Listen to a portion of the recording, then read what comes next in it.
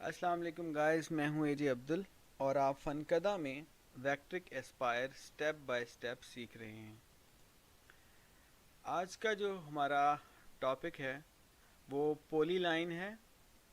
पोली line जो है वो वैक्ट्रिक एस्पायर का बहुत ही अहम टूल है। मेन हब है ट्रेसिंग की।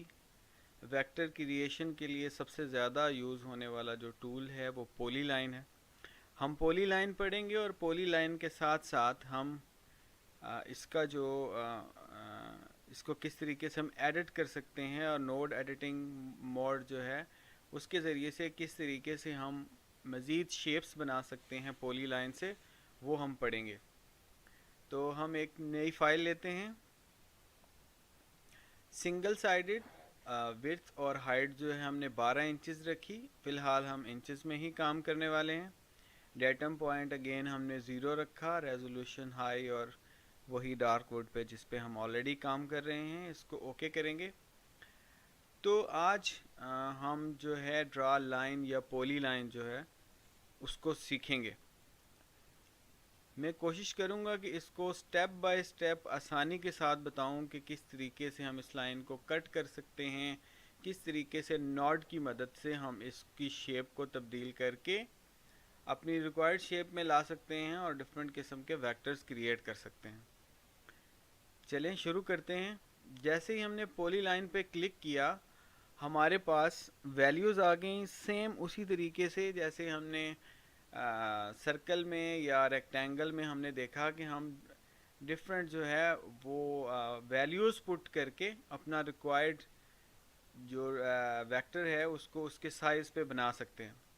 अगेन हम एक्स और वाई की वैल्यू जो है वो ज़ीरो पुट कर सकते हैं। उसके बाद हम जैसे ही इसको ऐड करेंगे तो ये बिल्कुल सेंटर में जहाँ पे एक्स और वाई की पोजीशन जो है वो ज़ीरो हो रही है वहाँ पे आ गया। नेक्स्ट इसका है एंगल। तो चलें हम 45 का एंगल रखते हैं और लेंथ जो है वो हम इसकी 5 इंच सेट करके ऐड करते हैं। तो देखिए हमारे पास एक्स और वाई को स्टार्टिंग पॉइंट जो है इस लाइन का वो ज़ीरो रखते हुए 45 के एंगल पे 5 इंच की लाइन ड्रा होगी। हम जैसे ही राइट क्लिक करेंगे तो हम लाइन मोड से एग्जिट कर जाएंगे। तो ये हमारे पास एक लाइन आ गई। इसी तरीके से हम इसको फ्री हैंड भी ड्रॉ कर सकते हैं। हमने अपने कर्सर को एक्स और वाई की ज़ीरो पोजीशन पे रखा।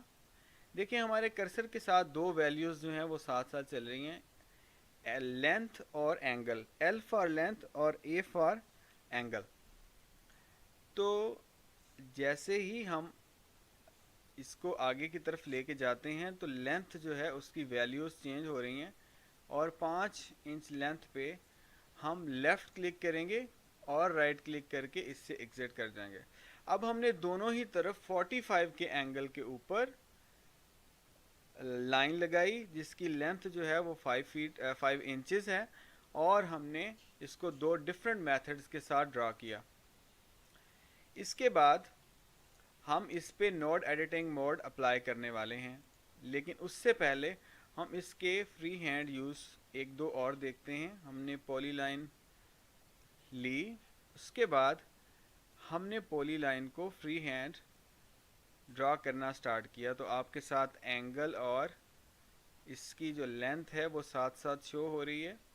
अगेन हमने इस तरफ को भी एक लाइन ली, फिर हम लेफ़्ट की तरफ गए।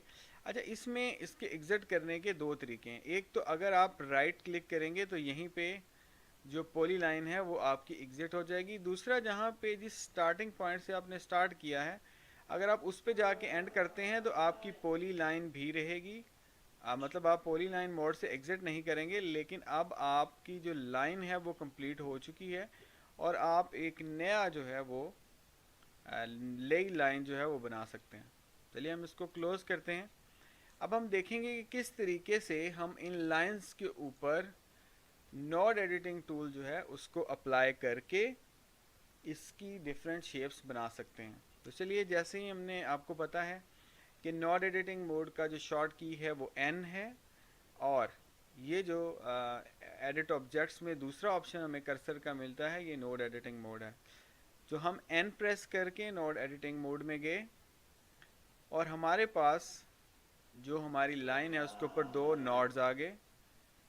नोड्स के बाद हमने जो मिड पॉइंट है इसके ऊपर अपने कर्सर को रखा और B प्रेस किया, तो हमारे पास दो बेजर आ गए जिनकी मदद से हम इस लाइन को एडिट कर सकते हैं। अगेन देखें, हमने नोड एडिटिंग मोड में गए, सेंटर पॉइंट के ऊपर हमने अपना कर्सर रख के B प्रेस किया। B प्रेस करने के बाद हम जैसे ही बेजर को मूव करेंगे तो हमारी जो लाइन है वो शेप में आना शुरू हो जाएगी, जिस शेप में हम उसे लाना चाहते हैं। मैंने इसको एक शेप दी, उसके बाद मैंने एक और लाइन एक एंड से दूसरे एंड तक ली और दोबारा से इसके ऊपर नोड एडिटिंग मोड अप्लाई किया। उसके बाद हम सेंटर पॉइंट पे कर्सर को रख के B प्रेस करेंगे तो हमारे पास दोबारा से बेजर आ जाएंगे और हम इस लाइन को भी एडिट करके एक पत्ती बनाएंगे। तो आप इसमें देख सकते हैं कि आपको कहाँ पे सेट कर रही है। उसके बाद दोबारा से हम सेम चीज़ लेफ़्ट साइड पे अप्लाई करेंगे। हमने सेंटर पॉइंट पे B प्रेस किया, बेजर आने के बाद हमने लाइन को शेप दी। अगेन हमने एक और लाइन ड्रा की। यहाँ पे मैं आपको बताता चलूँ कि हम जिस भी टूल को लास्ट टाइम यूज़ किया है उसको अगर हम दोबारा से यूज़ करना चाहते हैं तो आपको यहाँ जाके क्लिक करने की ज़रूरत नहीं है। सिंपली आप अपने कीबोर्ड से शिफ्ट का बटन प्रेस करेंगे तो आप दोबारा से और लास्ट टूल जो आपने यूज़ किया उस पर चले जाएंगे। जैसे देखें, अभी मैं शिफ्ट प्रेस की तो लास्ट टाइम मैंने क्रिएट अ लाइन का ऑप्शन यूज़ किया तो ये लाइन का ऑप्शन आ जाएगा। अगेन हम इस लाइन के ऊपर क्लिक करके नोड एडिटिंग मोड में गए। उसके बाद सेंटर पॉइंट पे हमने B प्रेस किया तो हमारे पास बेजर ओपन हो गए। इसको अगेन हम सेम शेप दे सकते हैं। दोनों तरफ बार बार देने का ऑप्शन ये है कि आपको ये शॉर्टकट जो हैं इसके याद हो जाएंगे किस तरीके से हम बेजर जो है उसको एक्टिवेट कर सकते हैं।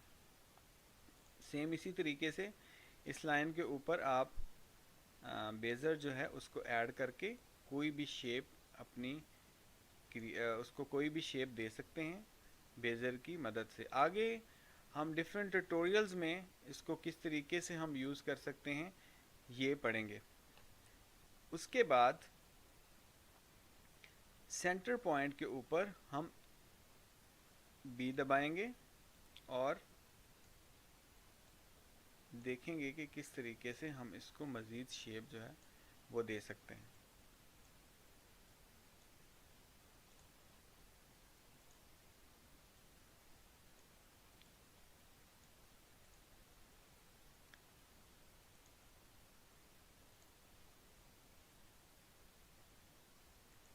इसके बाद हम पॉली लाइन के और डिफरेंट देखेंगे कि किस तरीके से हम पॉली लाइन को मज़ीद एडिट कर सकते हैं।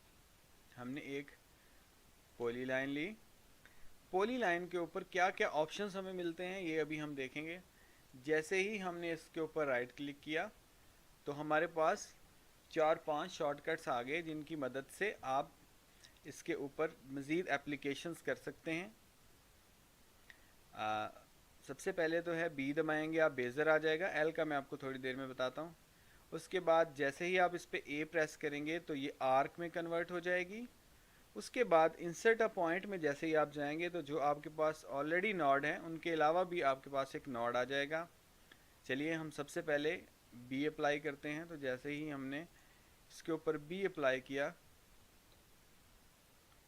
तो हमारे पास बेजर आ गया। अब हम इसके ऊपर L अप्लाई करने वाले हैं। तो L का जो मकसद है वो ये कि जैसे ही आप इस लाइन के ऊपर रख के L प्रेस करेंगे तो आपकी जो वेक्टर है या वेक्टर लाइन है या पॉली लाइन है वो अगेन अपने ओरिजिनल शेप में आ जाएगी, लाइन में कन्वर्ट हो जाएगी। फिर करते हैं, हमने B प्रेस किया, बेजर आ गए, हमने इसको शेप दी। अब जैसे ही हम इसके ऊपर दोबारा से L प्रेस करेंगे तो ये दोबारा से लाइन में कन्वर्ट हो जाएगा। तीसरा ऑप्शन है कि आप इसको आर्क में कन्वर्ट करें। तो देखें, हम पहले नोड एडिटिंग मोड में गए, सेंटर पॉइंट पे रख के जैसे ही हमने ए प्रेस किया तो हमारी लाइन आर्क में कन्वर्ट हो गई। अगेन हम इसके ऊपर एल प्रेस करेंगे, ये दोबारा से लाइन में कन्वर्ट हो जाएगी। उसके बाद है इंसर्ट अ पॉइंट। तो देखें, हमारी लाइन के ऊपर ऑलरेडी 2 नोड पॉइंट्स हैं, लेकिन अगर हम कोई और पॉइंट इसमें ऐड करना चाहते हैं, हम चाहते हैं कि हमारी ये जो लाइन है ये 2 हिस्सों में तकसीम हो जाए और हम इसको अलग अलग शेप दे सकें, तो हम बिल्कुल सेंटर में रख के या कहीं पे भी रख के आई प्रेस करेंगे तो एक पॉइंट इसमें इंसर्ट हो जाएगा। अगेन इसके बाद है कट वेक्टर। तो हम जहाँ नोड एडिटिंग मोड में रहते हुए जहाँ पे भी लाइन पे रख के सी प्रेस करेंगे, एक तो अगेन एक नोड आ जाएगा, दूसरा ये लाइन इससे कट हो जाएगी। अब हम इसको मज़ीद कट करते हैं। देखें, सी दबाने से ये लाइन आपकी कट हो जाएगी। चलें, अगेन हम कंट्रोल जी से वापस जाते हैं। इसके बाद हम देखते हैं कि हम डी से क्या कर सकते हैं। सिंपली डी जो है, इसके 2 तरीके हैं इससे डिलीट करने के। सबसे पहले तो आप ये एक इंसर्ट पॉइंट लें। जैसे ही आप इस इंसर्ट पॉइंट जो है, ये आपका नोड पॉइंट है, इसके ऊपर रख के डी प्रेस करेंगे तो सिंपली ये वाला पॉइंट डिलीट होगा, लाइन में से कुछ भी डिलीट नहीं होगा। लेकिन अगर आप इस पॉइंट के अलावा कहीं पे भी रख के डी प्रेस करेंगे तो वो वाली लाइन जो है वो आपकी डिलीट हो जाएगी। अगेन मैं आपको बता दूं कि अगर आप नोड पॉइंट के ऊपर रख के डी प्रेस करेंगे तो सिर्फ आपका नोड डिलीट होगा, लेकिन अगर आप इसकी बजाय कहीं पे लाइन के ऊपर रख के करेंगे तो एक नोड से लेके दूसरे नोड तक जो दरमियानी लाइन है वो डिलीट हो जाएगी। ये लें जी। अच्छा, इसके बाद एक और चीज़ हम पढ़ने चाह रहे हैं, वो ये कि हम इस लाइन को किस तरीके से स्मूथ कर सकते हैं और स्मूथ का ऑप्शन जो है वो किस लिए है। देखें, ये हमने एक लाइन ली जिसमें हमने डिफरेंट किस्म के पॉइंट्स ऐड किए। अब जैसे ही हम एन प्रेस करते हैं तो ये जो हमारे पास सारे पॉइंट्स हैं इनके ऊपर कोई भी बेज़र नहीं है, लेकिन जैसे ही हम इसके ऊपर एस प्रेस करेंगे तो ये स्मूथ भी होती जाएगी और साथ साथ हमारे पास इसके बेज़र भी आते जाएंगे। अब जो पॉइंट स्मूथ होता है और जो पॉइंट स्मूथ नहीं होता उसमें क्या डिफरेंस है ये हम देख लेते हैं। अभी हमारे पास ये एक पॉइंट है जो कि स्मूथ है, हम ऑलरेडी इसके ऊपर एस प्रेस करके स्मूथ कर चुके हैं। अगेन हम देखते हैं, हमने ये लाइन ली, हमारे पास नोड आए लेकिन ये स्मूथ नहीं है, हमने नोड के बिल्कुल ऊपर रख के एस प्रेस किया तो ये स्मूथ हो गए। अभी जैसे ही हम एक स्मूथ पॉइंट को मूव करते हैं बेज़र से तो उसकी दोनों साइड्स मूव करती हैं और ये जो लाइन है ये यहाँ से स्मूथ रहती है, लेकिन जैसे ही हम इसके ऊपर रख के अगेन एस प्रेस करते हैं तो अब ये ब्रेक हो गया यहाँ से पॉइंट। अब जो दूसरी साइड है वो फ्री है, आप एक बेज़र से दूसरे बेज़र का कोई कनेक्शन नहीं है, आप चाहें तो किसी भी तरीके से इसको त्रिकोणी शेप दे सकते हैं, यहाँ से कॉर्नर ही क्रिएट करेगा, ये स्मूथ नहीं रहेगा। ये सारी चीज़ें आगे चल के आपको एडिटिंग में काम आएगी। बहुत सारे लोग जो है वो इससे एडिटिंग करते हैं, लेकिन उनको ये जो जितने ऑप्शंस मैंने आपको बताए हैं कि आप इस पर कौन कौन से ऑप्शंस अप्लाई कर सकते हैं, वो नॉर्मली जो है वो ऑप्शंस उनको नहीं पता होते और उनकी जो ड्राइंग है वो इतनी अच्छी नहीं बनती, इतने अच्छे वेक्टर्स जो हैं वो क्रिएट नहीं होते। पॉली लाइन में हमने पढ़ा कि किस तरीके से हम वैल्यूज़ पुट करके पॉली लाइन बना सकते हैं, किस तरीके से हम अपने कर्सर की जो साथ लेंथ और एंगल शो होता है उससे बना सकते हैं, किस तरीके से हम अपनी लाइन के ऊपर नोड एडिटिंग टूल अप्लाई करके उसको बेज़र ऑपरेशन में लेके जा सकते हैं, उसको स्मूथ कर सकते हैं, किस तरीके से हम कट कर सकते हैं, किस तरीके से दोबारा से लाइन में कन्वर्ट कर सकते हैं, किस तरीके से हम जो स्मैप है उसको डिलीट कर सकते हैं, किस तरीके से हम पॉइंट को डिलीट कर सकते हैं, एक पॉइंट से दूसरे पॉइंट तक जो लाइन है उसको किस तरीके से हम डिलीट कर सकते हैं। इसके बाद इसके साथ मिलता जुलता एक ऑप्शन आर्क का है। मैंने आपको बताया कि किस तरीके से आप अपनी पोली लाइन को आर्क में कन्वर्ट कर सकते हैं, लेकिन हम आर्क भी पढ़ लेते हैं कि किस तरीके से हम आर्क को यूज़ कर सकते हैं। और आर्क जो लोग आर्क के ज़रिए ट्रेसिंग करते हैं, ज़्यादातर लोग जल्दी जल्दी के चक्कर में वो आर्क को किस तरीके से थोड़ा सा उसके ऊपर काम करके उसको मज़ीद जो है वो स्मूथ बना सकते हैं और उसको आलमोस्ट जिस तरह हम पॉली लाइन पे काम करते हैं उस तरीके से काम कर सकते हैं। सिंपली आर्क जो है ये इसके दो पॉइंट्स हैं। जैसे हम आर्क पे क्लिक करते हैं तो ये थ्रू 3 पॉइंट्स है और centre, start and and point के साथ बनती है। अगेन हम इसमें स्टार्टिंग पॉइंट भी डाल सकते हैं, एंड पॉइंट भी डाल सकते हैं, लेकिन नॉर्मली जो है आर्क वो फ्री हैंड यूज़ के लिए बेहतरीन है। हमने जैसे ही एक पॉइंट से दूसरे पॉइंट पे आर्क को लेके जाते हैं, उसके बाद हम इसको जहाँ पे चाहें थर्ड पॉइंट को छोड़ सकते हैं। थ्रू 3 पॉइंट्स हम इसको पढ़ रहे हैं। इसको आपने एक आर्क लगाई, अगेन राइट क्लिक करके आप आर्क से एग्जिट किया, फिर हमने एन प्रेस करके फिर से बी प्रेस किया तो हम इसके बेजर पे आ गए। सिंपली हम अगर हमने पॉली लाइन के ज़रिए ये बनाना है तो हम फिर भी बना सकते हैं कि हम यहाँ से एक पॉली लाइन लें और इसके ऊपर ए प्रेस करके इसको आर्क में कन्वर्ट करें और फिर दोबारा से हम इसके ऊपर सेम वही बेजर वाला ऑपरेशन जो है उसको अप्लाई करें। इसके बाद कुछ लोग आर्क को यूज़ करते हुए स्पीडी वे में ट्रेसिंग करते हैं, लेकिन आर्क से ट्रेसिंग करने से होता क्या है कि आपकी जो चीज़ें हैं वो स्मूथ नहीं आती। जैसे ही हमने यहाँ पे देखा इसको बड़ा करके, तो हमारे पास यहाँ से ये स्मूथनेस नहीं है जो कि हमारी स्मूथनेस पॉली लाइन से आई है। तो हम इसको भी स्मूथ करने का तरीका देखते हैं। सिंपली हमने एक साइड को क्लिक किया, सिलेक्ट किया, उसके बाद शिफ्ट की मदद से दूसरी साइड जो है उसको सिलेक्ट करके हमने ये जॉइंट का ऑप्शन यूज़ किया। तो जैसे हमने जॉइंट का यूज़ किया उसके बाद हम एन प्रेस करेंगे तो देखें ये हमारे पास नॉट पॉइंट आ गया, लेकिन ये स्मूथ नहीं है। तो हम सिंपली पहले यहाँ पे बेजर निकालेंगे, फिर यहाँ पे, और इसको एस प्रेस करेंगे तो ये बहुत ही स्मूथ हो जाएगा और पता ही नहीं चलेगा कि हमने आर्क से इस पे काम किया है। सिंपली अगर आप इसको भी शेप चेंज करना चाहते हैं तो आप इस पे भी एन प्रेस करके बेजर लेके सिंपली इसकी शक्ल को जैसे चाहें वो कर सकते हैं। तो होपफुली आपको पॉली लाइन और आर्क की समझ आ गई होगी। जो लोग आर्क के साथ काम करते हैं वो किस तरीके से दोबारा से उन सारी चीज़ों को जॉइंट करके उसके ऊपर उसको पॉली लाइन में कन्वर्ट कर सकते हैं। वो चीज़ें जो हैं आप देख सकते हैं। सिंपली ये देखें मैंने एल प्रेस किया तो ये लाइन में कन्वर्ट हो गई, और हम इस पर डी प्रेस करेंगे तो ये पॉइंट जो है ये डिलीट हो जाएगा।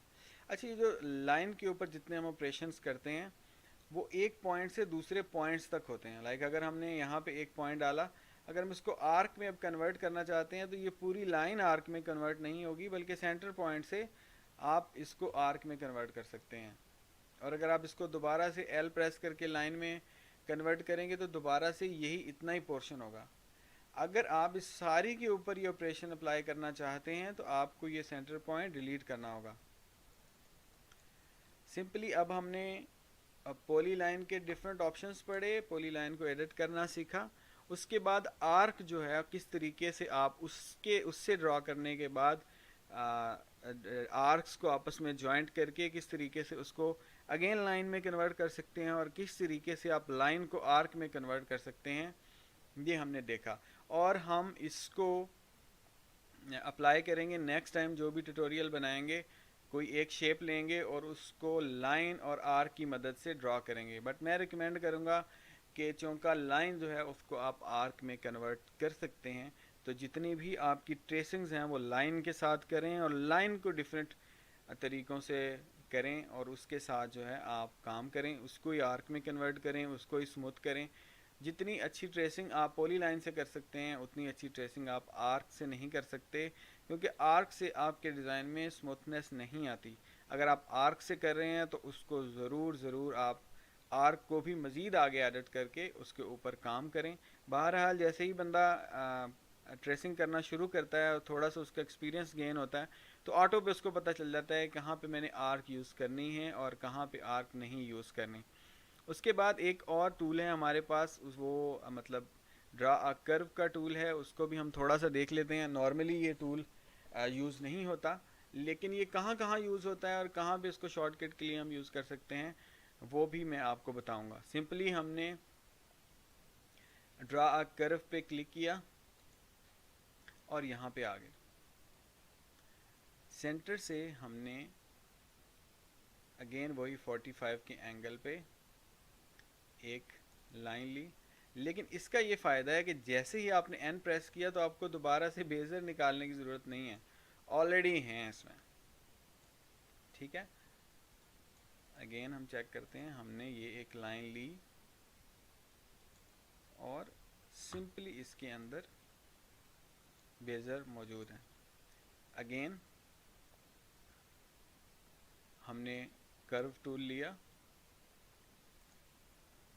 ایک ہم نے یہاں پوائنٹ لگایا. جیسے ہی ہم دوسرا پوائنٹ لگائیں گے تو یہ آٹو پہ اسموتھ ہو جائے گا. سی آپ نے ایک پوائنٹ لگایا، جیسے ہی آپ نے دوسرا پوائنٹ لگایا لاسٹ والا جو ہے وہ آٹو پہ اسموتھ ہو جائے گا.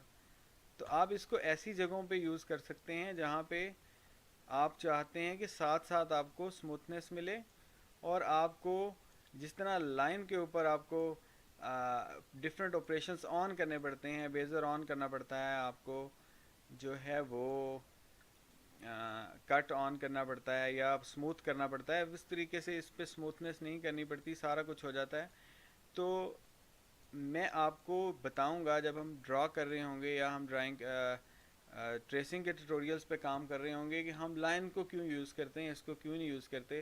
تو جب ہم اس کا ٹریسنگ پہ بیہیویئر دیکھیں گے تو آپ کو پھر سمجھ آ جائے گی کہ یہ سب سے ٹریسنگ کے دوران سب سے کم جو ہے وہ یوز ہونے والا یہ ٹول ہے. ہوپ آپ کو میں یہ تینوں ٹول جو ہیں ان کو سمجھانے میں کامیاب ہوا ہوں گا. مزید جب ہم اس کی 2D کی ٹریسنگ کر رہے ہوں گے یا کٹنگز کی فائل بنا رہے ہوں گے یا ہمیں 2.5D میں بیڈ وغیرہ یا ایسی کوئی بیل وغیرہ بنانی ہوگی تو اس میں جب ہم اس کی اپلیکیشن کریں گے تو آپ کو اور تفصیل کے ساتھ سمجھ آئے گی. اور جیسے جیسے ساتھ ساتھ ہم اس پہ کام کریں گے، ساتھ ساتھ دیکھیں گے کہ کس طریقے سے ہم اس کو اپلیکیشن کر رہے ہیں، اور جو ہم نے آج سیکھا ہے اس کو جب ہم اپلائی کریں گے تو وہ کس طریقے کے ساتھ مطلب یہ لائنز کا یوز ہوگا. تو میری کوشش ہے کہ اگلی جو ہماری کلاس ہے اس میں ہم ایک ٹریسنگ کا ٹیوٹوریل رکھیں، صرف اور صرف اس وجہ سے کہ آپ کو پولی لائن، کرو اور آرک جو ہے ان کا پتہ چل جائے کہ یہ کہاں کہاں یوز ہوتے ہیں. اس کے بعد جو ہے ہم اگلے ٹول پڑھیں گے اور کوشش کریں گے کہ یہ جو ٹرانسفارم آبجیکٹس ہیں ہمارے پاس شو ہو رہے ان کو بھی ہم اپنی ٹریسنگ میں اپلائی کریں تاکہ ہم جلدی سے آگے بڑھ سکیں. لیکن آگے بڑھنے کا مقصد یہ نہیں ہے کہ ہم ان کے جو چھوٹے چھوٹے آپریشنز ہیں ان کو چھوڑ دیں، کیونکہ شارٹ کٹس والے بہت سارے ٹیوٹوریلز آلریڈی یوٹیوب پہ موجود ہیں. تو میں چاہتا ہوں کہ ایک اچھا زبردست قسم کا کورس جنریٹ ہو جس میں جو چھوٹی چھوٹی چیزیں ہیں وہ بھی ڈسکس کی جائیں، جو چیز رہ جائے وہ آپ پوچھ بھی سکتے ہیں. میرا واٹس ایپ کا نمبر بھی ہے، جو بھی آپ کو سمجھ نہ آئے وہ بھی آپ دیکھ سکتے ہیں، جو ڈیزائن آپ کی سمجھ میں نہ آ رہا ہو وہ بھی ہم کر سکتے ہیں. لیکن میں آپ سے یہ ایکسپیکٹ کروں گا کہ اگلے ٹیوٹوریل سے جب ہم ٹیوٹوریل بنائیں گے پہلا، اگلی جو ہم کلاس کرنے جا رہے ہیں اس میں آپ نے ضرور بالضرور جو ہے وہ ساتھ ساتھ اپنی پریکٹس ضرور کرنی ہے، تاکہ آپ کو یہ جو بیسک ٹولز ہیں اس کے ٹریسنگ کے ان کی سمجھ آ جائے گی، ان کی اپلیکیشن کیسے کرنی ہے. اس کے بعد ہم آگے بڑھیں گے. تو نیکسٹ ویڈیو تک کے لیے اجازت دیجیے. اللہ حافظ.